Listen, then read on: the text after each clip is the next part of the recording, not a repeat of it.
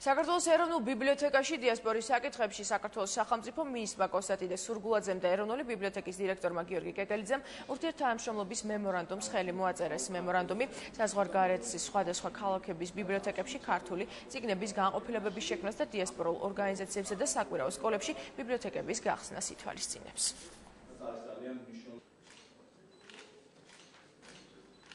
ჩვენ შევთანხმდით, რომ ვითანამშრომლებთ დიასპორასთან მიმართებაში, ანუ დიასპორისთვის ხელმისაწვდომი იქნება ის ლიტერატურა, ეს ქართული ლიტერატურა, რომელიც ინახება საჯარო ბიბლიოთეკაში და ეს არის ძალიან მნიშვნელოვანი ჩვენი ხალხისთვის, ჩვენი თანამემამულეებისთვის, რომლებიც წყვილს განიცდიან იმ ლიტერატურისა და იმ ესე ვთქვათ, საგანძურისა, რომელიც აქ ინახება. სახელმწიფოს ამ რგოლის ჩართვა, რომელიც ჩაერთო ამ შემთხვევაში, გააძლიერებს, ვთქვათ, ამ მხრივ მუშაობას და ვფიქრობ, რომ უკვე აი ამ მემორანდუმის პირობებში ჩვენ სხვა ქვეყნებშიც გაცილებით მარტივად შევძლებთ ბიბლიოთეკების გახსნას.